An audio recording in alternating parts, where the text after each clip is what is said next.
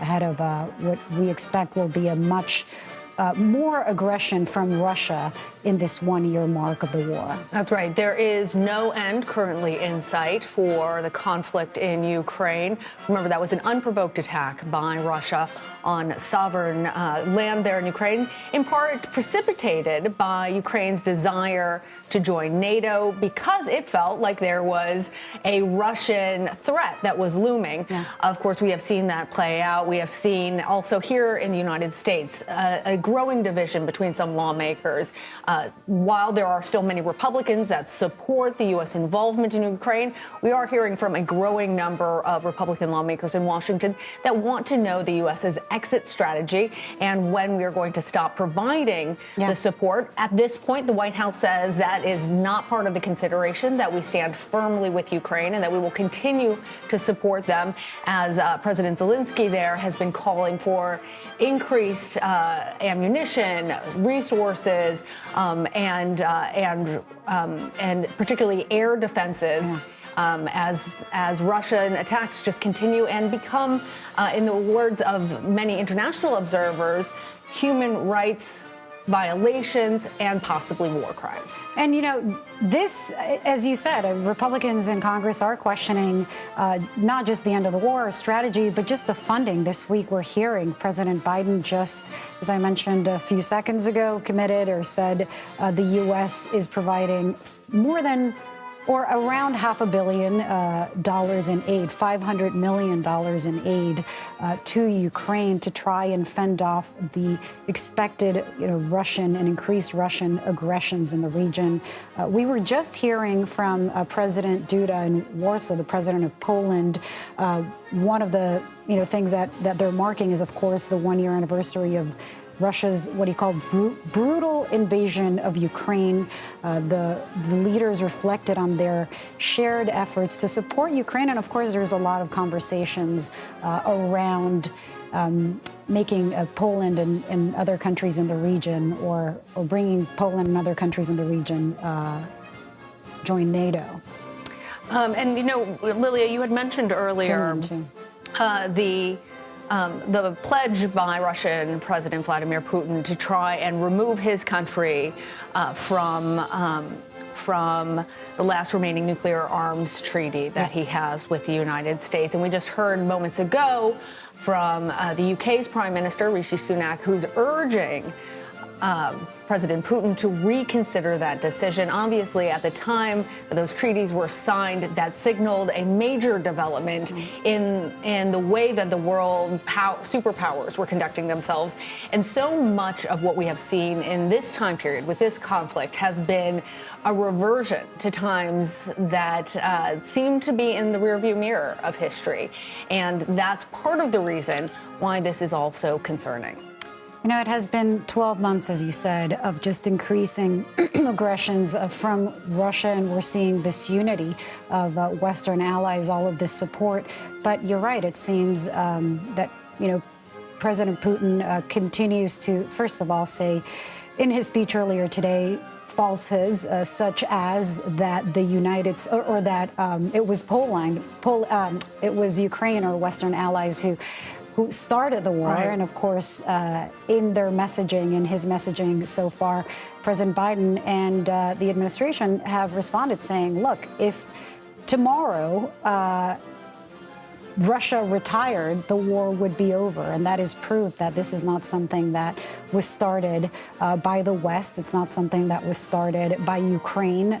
Putin continues to spew notions about Ukrainians, saying that they either want to be a part of Russia or that they are essentially Nazis. I mean, he's been saying all those things, and today had a long speech that was timed on the same day as President Biden's remarks. Who did it first? It's who decided to do it on the first day? What we're hearing from Nancy Cortez's reporting from the White House is that the White House, President Biden, was always intended to speak today, but that Putin was the one who changed the date of his address to coincide. But we're seeing there, a great deal of support. We're seeing American flags, Polish flags, and of course, Ukrainian flags in a show of unity for the allies and support for Ukraine, for the people of Ukraine who continue to suffer, as we see day after day in the reporting of our colleagues like Charlie D'Agata, who's on the ground. Interesting how jubilant the atmosphere appears there, that we're hearing this type of music, and it sounds like the kind of big band celebrations you would hear on the Capitol lawn here in the United States. And a stark difference from, what's happening just across the border. And from what we heard today is President Biden, as you said, historically was stepping into the podium or walking by and meeting Zelenskyy just as air raid sirens were sounding in the background, which is also such a historic moment that none of us will forget. But yeah, what a sharp contrast with this kind of, environment of support, celebration. And it is interesting, really, to see unity, all of those different flags there. We are waiting, of course, for that special report, and we're going to bring that to you now.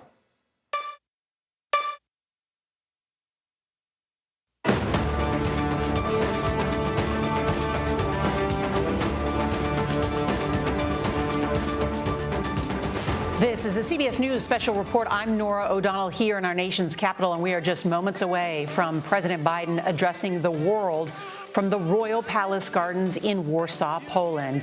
You can see the president now walking to the podium. He is going to mark the 1-year anniversary since Russia's invasion of Ukraine. Earlier today, the president had bilateral talks with our NATO allies to discuss America's unwavering support of Ukraine. And today's speech, of course, follows that historic visit to Kyiv, the capital of Ukraine. We do expect the president to highlight. Poland. Well, let's listen to the president. One of our great allies, President Duda, Prime Minister, Mr. Mayor, to all the former ministers and presidents, as well as mayors and Polish political leaders from all across the country. Thank you for welcoming back to Poland. It was nearly 1 year ago. I spoke at the Royal Castle here in Warsaw, just weeks after Vladimir Putin had unleashed his murderous assault on Ukraine, the largest land war in Europe since World War II had begun. And the principles that have been the cornerstone of peace, prosperity, and stability on this planet for more than 75 years were at risk of being shattered. 1 year ago, the world was bracing for the fall of Kyiv. Well, I just come from a visit to Kyiv, and I can report Kyiv stands strong. Kyiv stands proud, it stands tall, and most important, it stands free. When Russia invaded, it wasn't just Ukraine being tested. The whole world faced a test for the ages. Europe was being tested. America was being tested. NATO was being tested. All democracies are being tested. And the questions we faced were as simple as they were profound. Would we respond, or would we look the other way? Would we be strong, or would we be weak? Would we, all of our allies, would be united or divided? 1 year later, we know the answer. We did respond. We would be strong. We would be united. And the world would not look the other way. We also face fundamental questions about the commitment to the most basic of principles. Would we stand up for the sovereignty of nations? Would we stand up for the right of people to live free from naked aggression? Would we stand up for democracy? 1 year later, we know the answers. Yes, we would stand up for sovereignty, and we did. Yes, we would stand up for the right of people to live free from aggression, and we did. And we would stand up for democracy, and we did. And yesterday, I had the honor to stand with President Zelenskyy in Kyiv to declare that we will keep standing up for these same things, no matter what.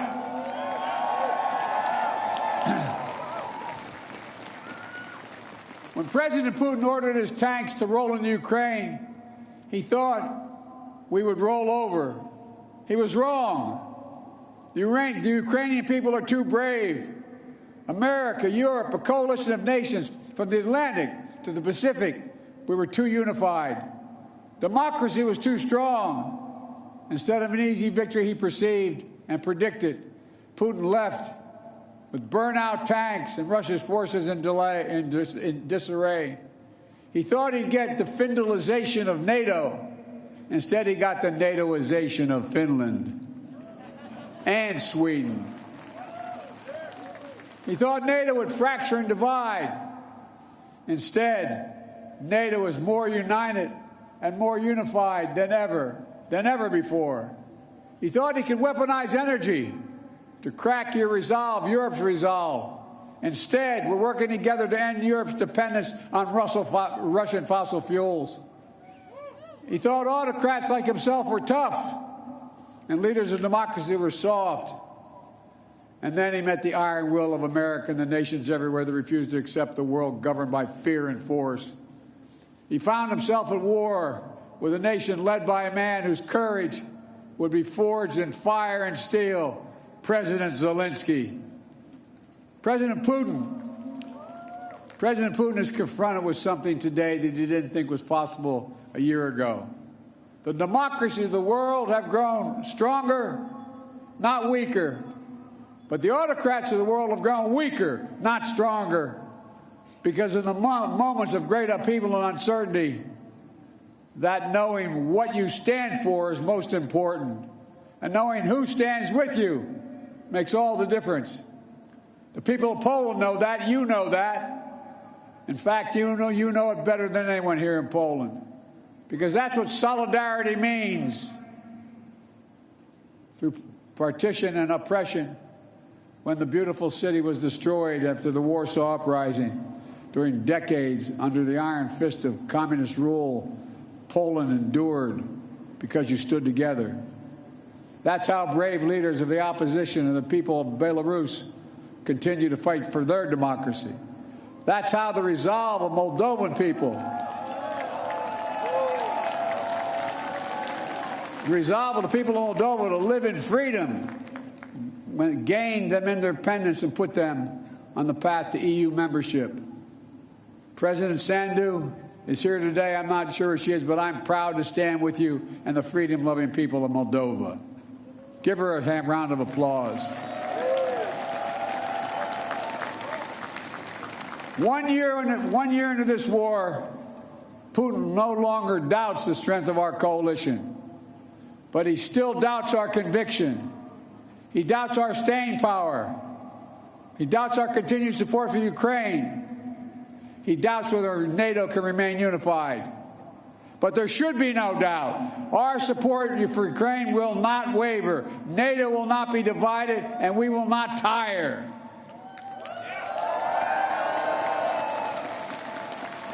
President Putin's craven lust for land and power will fail, and the Ukrainian people's love for their country will prevail.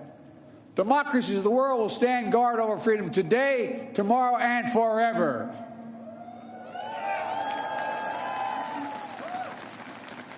So that's what's at stake here. Freedom. That's the message I carried to Kyiv yesterday, directly to the people of Ukraine.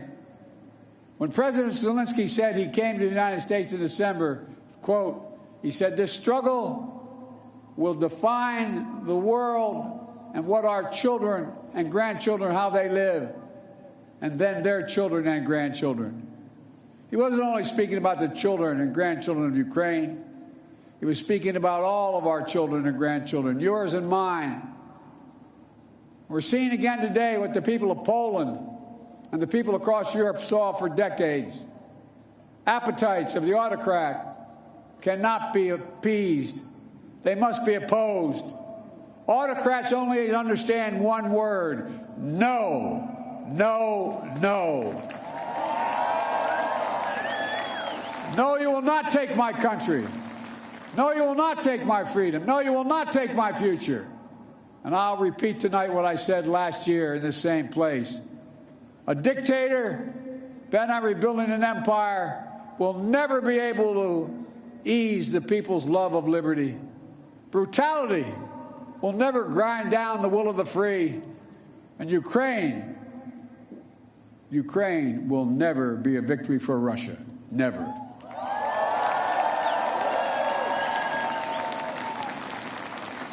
For free people refuse to live in a world of hopelessness and darkness.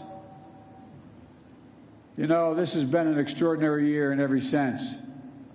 Extraordinary brutality from Russian forces and mercenaries. They've committed depravities, crimes against humanity, without shame or compunction.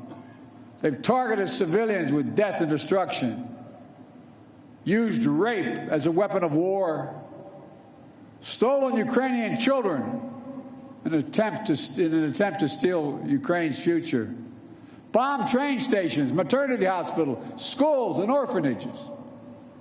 No one can turn away their eyes from the atrocities Russia is committing against the Ukrainian people. It's abhorrent. It's abhorrent. But extraordinarily, as well, has been the response of the Ukrainian people and the world. 1 year after the bombs began to fall, Russian tanks rolled into Ukraine. Ukraine is still independent and free.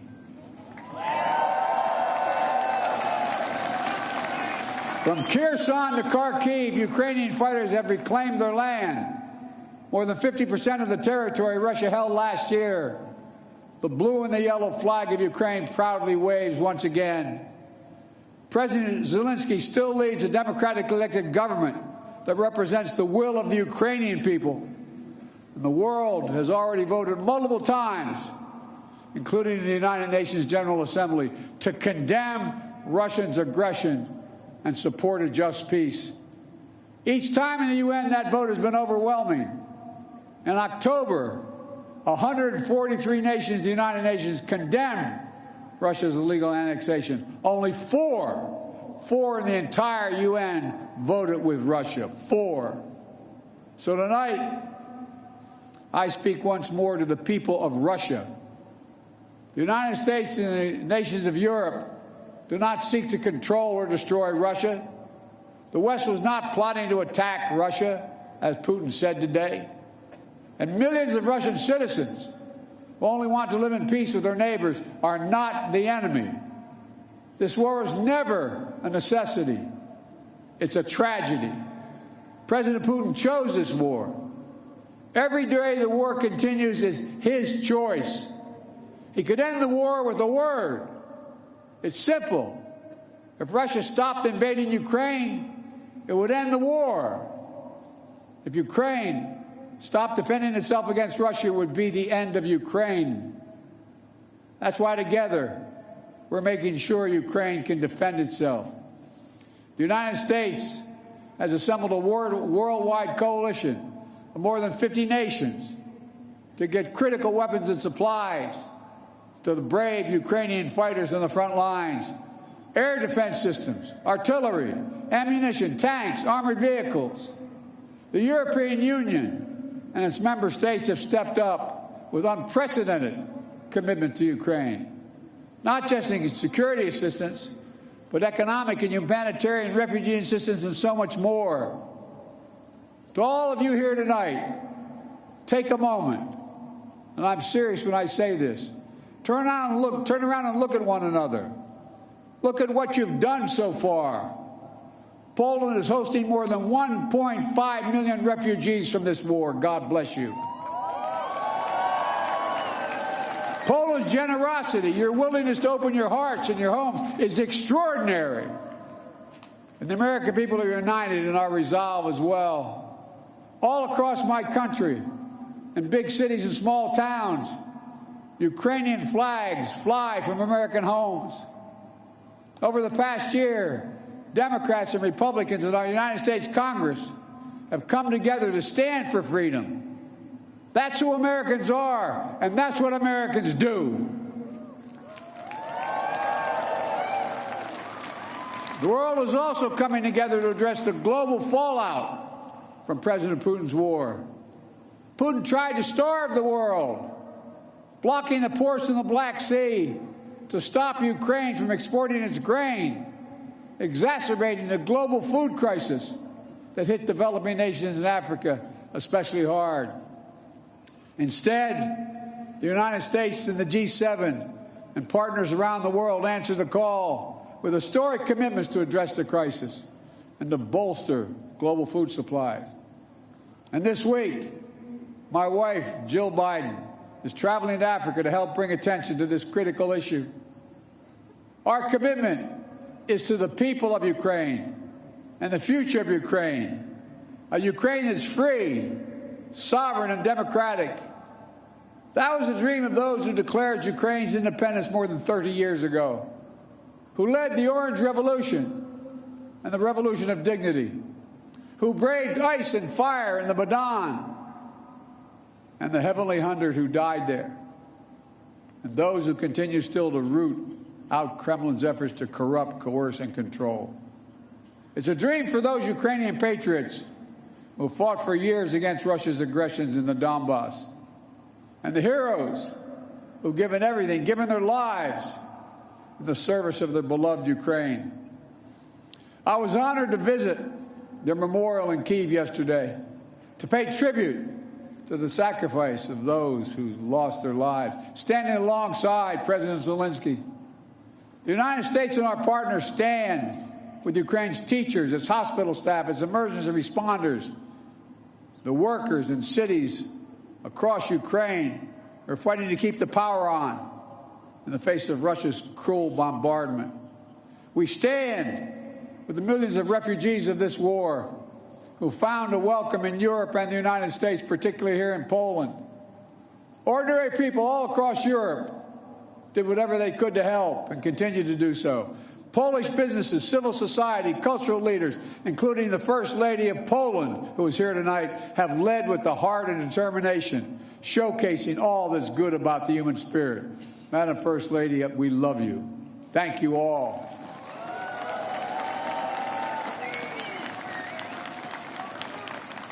I'll never forget last year visiting with refugees from Ukraine who had just arrived in Warsaw, seeing their faces, exhausted and afraid, holding their children so close, worrying they might never see their fathers, their husbands, their brothers, their sisters again. In that darkest moment of their lives, you, the people of Poland, offered them safety and light. You embraced them. You literally embraced them. I watched the looks on their faces. Meanwhile, together we made sure that Russia is paying the price for its abuses. We continue to maintain the largest sanction regime ever imposed in any country in history. And we're going to announce more sanctions this week together with our partners. We'll hold accountable those who are responsible for this war, and we'll seek justice for the war crimes and crimes against humanity continuing to be committed by the Russians. You know, there is much for us to be proud of over all that we have achieved together this past year. But we have to be honest and clear-eyed as we look at the year ahead. The defense of freedom is not the work of a day or of a year. It's always difficult. It's always important. As Ukraine continues to defend itself against the Russian onslaught and launch counteroffensive of its own, there will continue to be hard and very bitter days, victories and tragedies. But Ukraine is steel for the fight ahead. And the United States, together with our allies and partners, are going to continue to have Ukraine's back as it defends itself. Next year, I will host every member of NATO for our 2024 summit in the United States. Together, we'll celebrate the 75th anniversary of the strongest defensive alliance in the history of the world, NATO. And let there be no doubt, the commitment of the United States to our NATO alliance and Article 5 is rock solid. And every member of NATO knows it. And Russia knows it as well. An attack against one is an attack against all. It's a sacred oath. Sacred oath to defend every inch of NATO territory. Over the past year, the United States has come together with our allies and partners in an extraordinary coalition to stand against Russian aggression. But the work in front of us is not just what we're against. It's about what we're for. What kind of world do we want to build? We need to take the strength and capacity of this coalition and apply it to lifting up the lives of people everywhere, improving health, growing prosperity, preserving the planet, building peace and security, treating everyone with dignity and respect. That's our responsibility. The democracies of the world have to deliver it for our people. As we gather tonight, the world, in my view, is at an inflection point. The decisions we make over the next 5 years or so are going to determine and shape our lives for decades to come. That's true for Americans. It's true for the people of the world. And while decisions are ours to make now, the principles and the stakes are eternal. The choice between chaos and stability, between building and destroying, between hope and fear, between democracy that lifts up the human spirit and the brutal hand of the dictator who crushes it, between nothing less than limitation and possibilities. The kind of possibilities that come when people who live not in captivity but in freedom. Freedom. Freedom. There is no sweeter word than freedom. There is no nobler goal than freedom. There's no higher aspiration than freedom. Americans know that, and you know it. And all that we do now must be done so our children and grandchildren will know it as well. Freedom. The enemy of the tyrant and the hope of the brave and the truth of the ages. Freedom. Stand with us. We will stand with you. Let us move forward with faith and conviction and with an abiding commitment to be allies, not of darkness but of light, not of oppression but of liberation, not of captivity but, yes, of freedom. May God bless you all. May God protect our troops. And may God bless the heroes of Ukraine and all those who defend freedom around the world. Thank you, Poland. Thank you, thank you, thank you for what you're doing. God bless you all.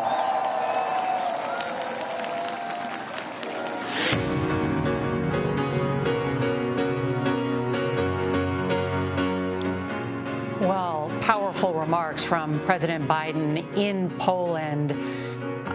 In these remarks here, standing before what is an estimated 30,000 people in Warsaw with a message to the world that democracy will win, freedom will prevail, and that autocracies like those run by Vladimir Putin will fail. The president saying also that the world is at an inflection point. This is something the president believes very firmly, that what happens in the next 5 years will determine global prosperity and peace for the coming decades. Let's bring in our senior White House and political correspondent, Ed O'Keefe, because he is right there outside the Royal Palace Gardens, a remarkable crowd there. And Ed, the president making clear that the U.S. and NATO will stand firmly with Ukraine. That's right, Nora. Just as he was finishing his speech, you could hear church bells in the distance as it's just after 6 o'clock here in Warsaw tonight. The office of the mayor tells us about 30,000 people are here to hear from President Biden, who's greeting children on stage right now as he wraps up his remarks.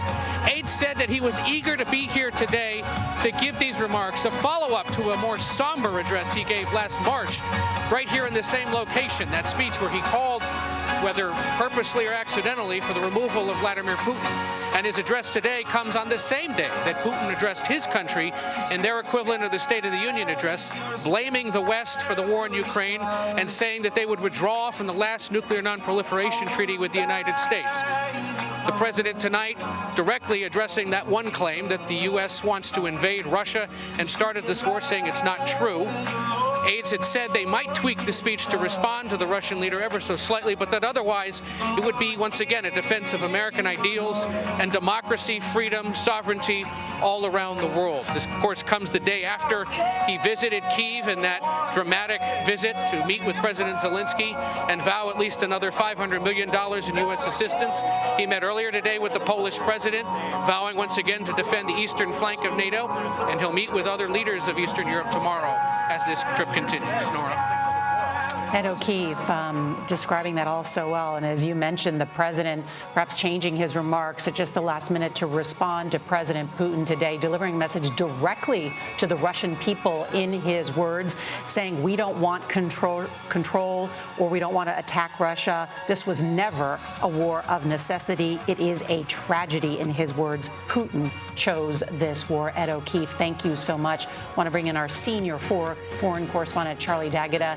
He is in Kyiv, Ukraine. Charlie, I know you were there when the president made that dramatic and historic visit to Ukraine's capital yesterday. The president making clear in this speech that the U.S. and NATO will stand firm with the people of Ukraine. And of course, the world has pledged tons of military aid, billions of dollars. But is it everything that the Ukrainians want? Nor, yes, we were here. We were in the room at the presidential palace when President Biden stood right beside President Zelenskyy, and there is no more powerful symbol of unity than that. But yes, this will be music to the ears of many Ukrainians just to see the international support. Some of what he said, Kyiv stands strong. He said that yesterday. In honor of standing beside President Zelenskyy, he said, a man forged in fire and steel. Our support for Ukraine will never waver. Ukraine will never be a victory for Russia. Yes, Ukrainians here, they want to hear that support. They want to hear the $500 million military aid package. It's about democracy and sovereignty. Mostly it's about winning this war. It's entered a difficult and dangerous phase for Ukrainians. So, yes, when they see President Biden standing there in front of the American flag, in front of the Polish flag, in front of the Ukrainian flag, a day after he made that unannounced visit here, it shows support for this country as they fight in this battle against Russia. Charlie D'Agata, thank you. The president saying that Kyiv stands strong, as you mentioned, stands proud, it stands tall, and most important, it stands free. Still, the Ukrainians asking for warplanes from the U.S. and NATO allies, also asking for long-range missiles that could hit inside of Russia. They have not yet received that support, but are getting tanks that are expected to be on the way, some of those coming this spring. Our coverage is going to continue on CBS News Streaming, your local news, and we will have a full wrap-up tonight right here on the CBS Evening News. This has been a CBS News special report. I'm Nora O'Donnell.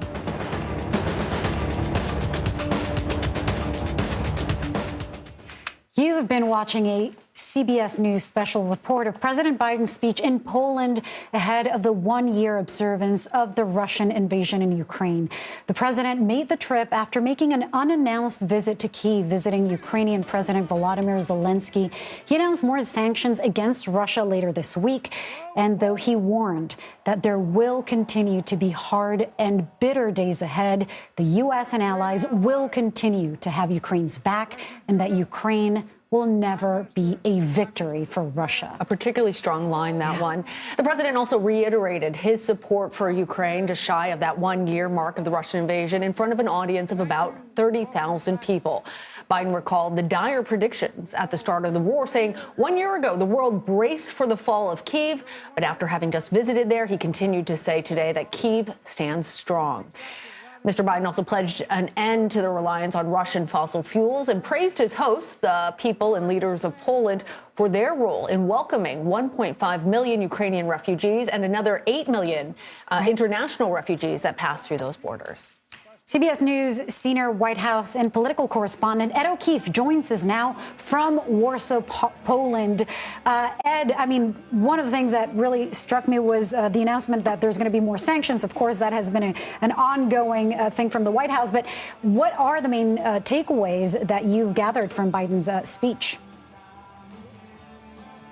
Well, Lilia and Lana, this was designed to be yet another attempt by President Biden to speak out against autocracies, to speak out against Vladimir Putin's decision to mount this war in Ukraine. And the contrast between what he's doing and saying here tonight versus what he did and said here in this same spot last March couldn't be more night and day. This is an American-style political rally. I mean, you can hear Foo Fighters playing behind me. Earlier it was Jill Scott, Stevie Wonder, Beyonce, and Carole King in what is an otherwise pretty somber setting.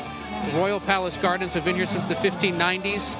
It's an example of Polish resistance and resiliency through conflicts throughout the centuries.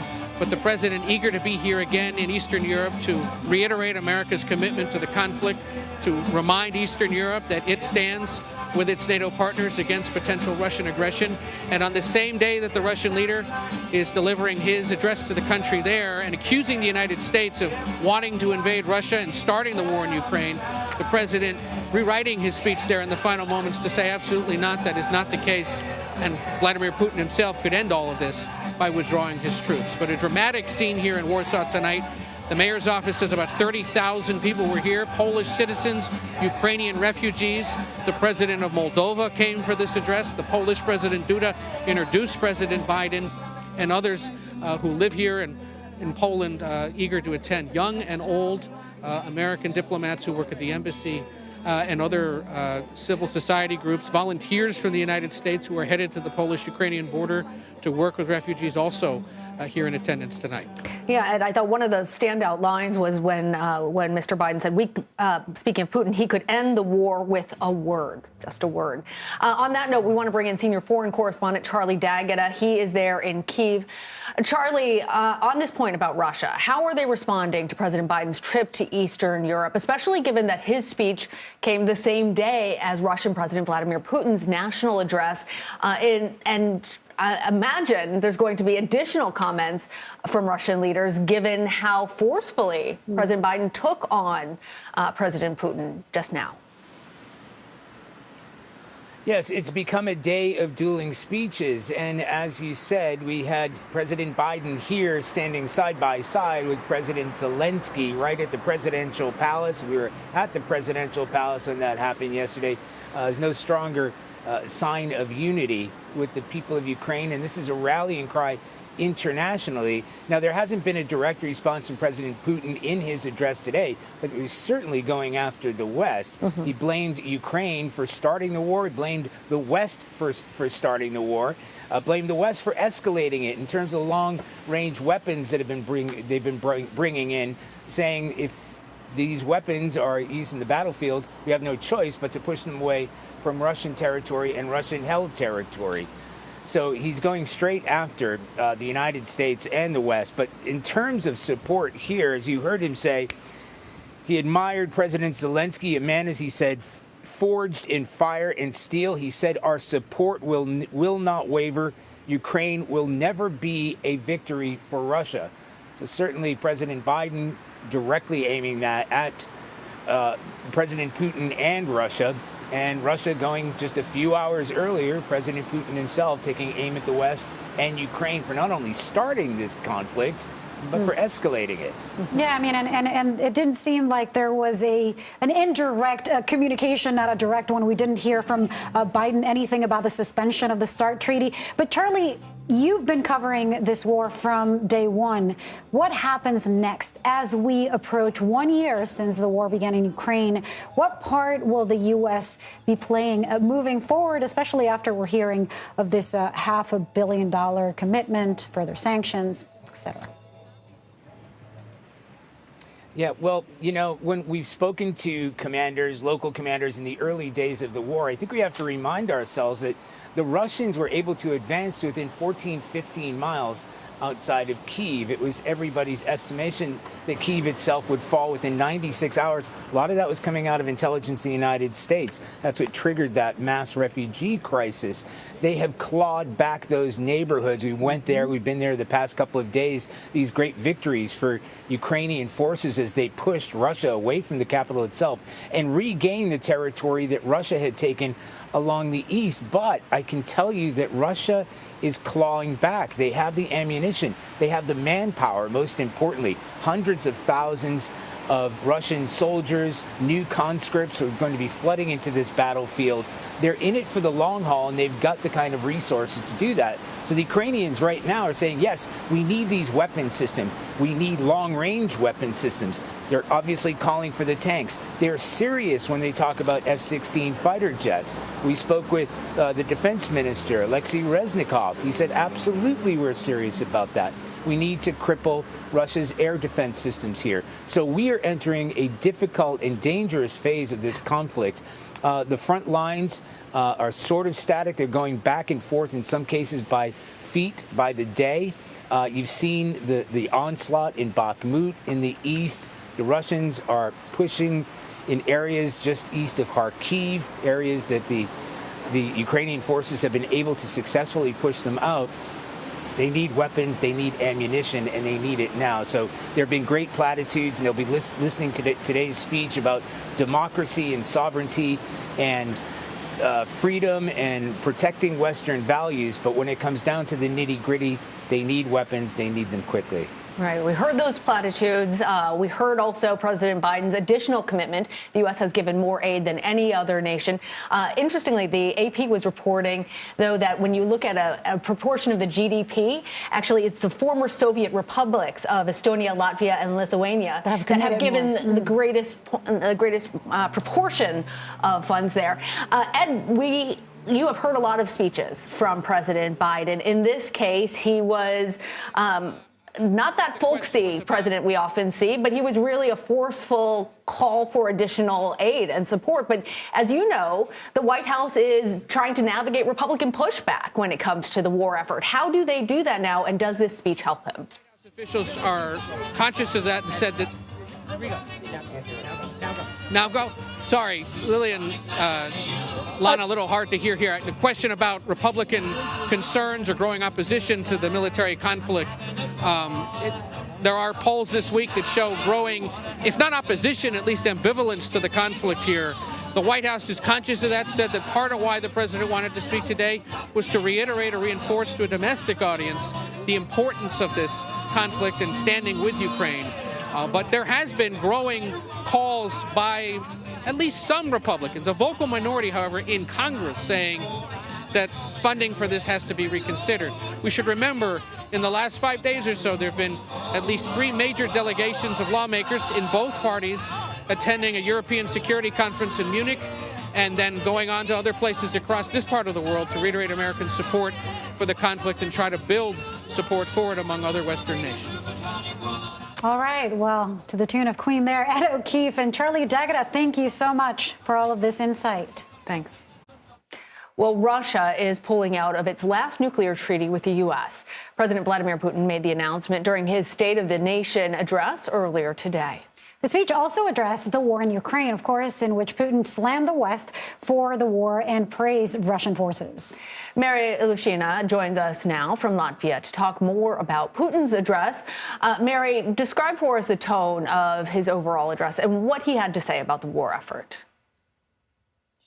Well, Vladimir Putin said this is a war for survival, that Russia's hand was forced, and it's the United States and the West in general fault that this is happening. They pushed Russia, and this is sort of the message he has been selling to the Russian people for almost a year now.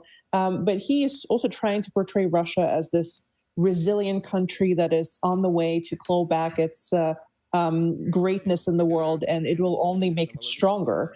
And this is something that a lot of analysts have noted, the duality of the speech. You know, on one hand, he says, yes, we have to prepare for a war and long haul, but at the same time, he is trying to tell Russian people that they will win and the victory is the only option for Russia right now. Interesting.